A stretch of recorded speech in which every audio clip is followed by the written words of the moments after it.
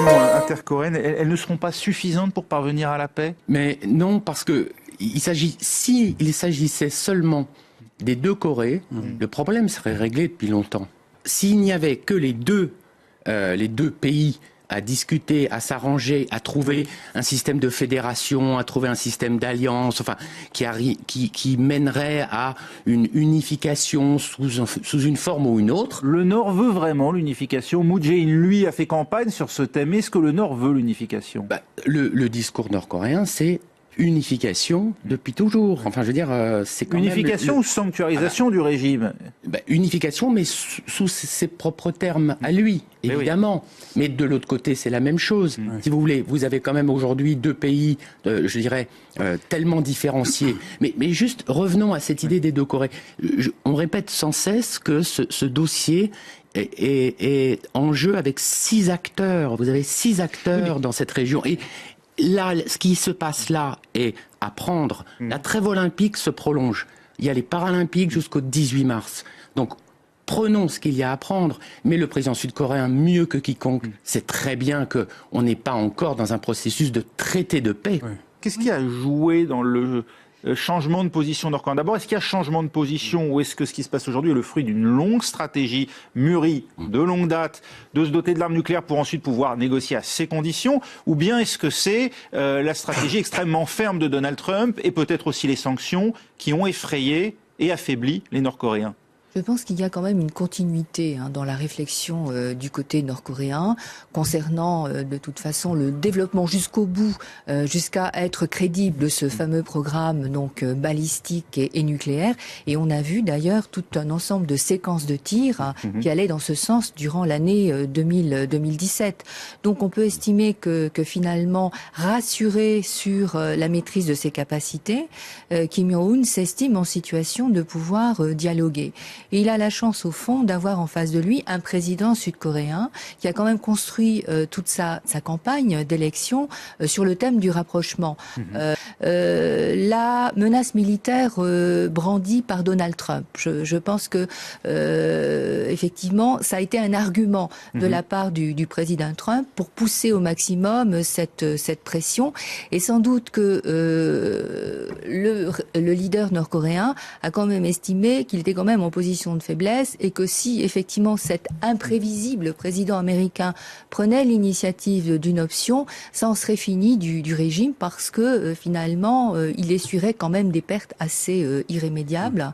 Et donc il n'a pas voulu, je dirais, miser sur l'irrationalité de Donald Trump et tester l'irrationalité de Donald Trump. Donc finalement il est très à froid, il est très rationnel, il est très habile et il joue sur tout un ensemble tout un contexte, je dirais, politico-stratégique qui sert sa vision de long terme. La Chine qui a son tour tire un peu la couverture, elle. Y est-elle pour quelque chose dans ce rapprochement? Alors, elle y est pour absolument rien. Les Chinois louvoient depuis des années en essayant de ne pas s'aliéner trop la Corée du Nord, même si clairement les relations sont devenues très mauvaises, ne pas trop s'aliéner la Corée du Sud, ne pas trop s'aliéner les États-Unis, et c'est plutôt une puissance conservatrice sur la question du nucléaire nord-coréen. Elle essaie de maintenir un statu quo tout en essayant de montrer qu'elle essaie de favoriser une dénucléarisation nord-coréenne. Clairement, sur la dernière séquence diplomatique, les Chinois comme les Américains sont complètement mis de côté. C'est un dialogue nord-sud. La Chine, elle a intérêt à un véritable rapprochement? Est-ce que la Chine a véritablement intérêt à un rapprochement? Je ne suis pas sûr. La Chine a intérêt à plutôt un statu quo, une dénucléarisation progressive de la Corée du Nord, une certaine stabilité. Elle a intérêt à développer encourager une certaine réforme économique en Corée du Nord pour stabiliser l'ensemble. La dénucléarisation, c'est un intérêt chinois quand même? La dénucléarisation, clairement, les Chinois insistent pour que la Corée du Nord... Pourquoi? Parce qu'ils ont peur d'un usage justement de l'arme nucléaire dans cette région du monde? Je ne pense pas qu'ils aient peur d'un usage, parce que la Corée du Nord a clairement aucun intérêt à avoir une conception offensive de l'arme atomique, de s'en servir. Par contre, elle a peur d'une nucléarisation en cascade de la Corée du Sud. D'une prolifération dans la région. Du Japon, je pense. Ou plus clairement, d'une attaque américaine sur la Corée du Nord qui aurait des effets qui seraient catastrophiques sur l'ensemble de la région et surtout sur la Chine. Le régime nord-coréen, jusqu'à quel point va-t-il pouvoir faire semblant, d'une certaine manière, d'être prêt à renoncer à l'assurance vie que lui procure aujourd'hui l'arme nucléaire.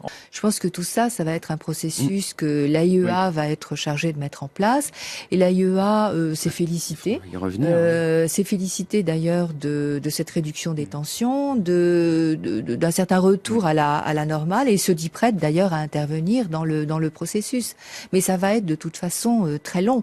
Alors, est-ce que Kim Jong-un va réussir à faire traîner cette affaire 3 années, c'est-à-dire la fin du mandat de Donald Trump? J'entends beaucoup d'analyses à ce sujet.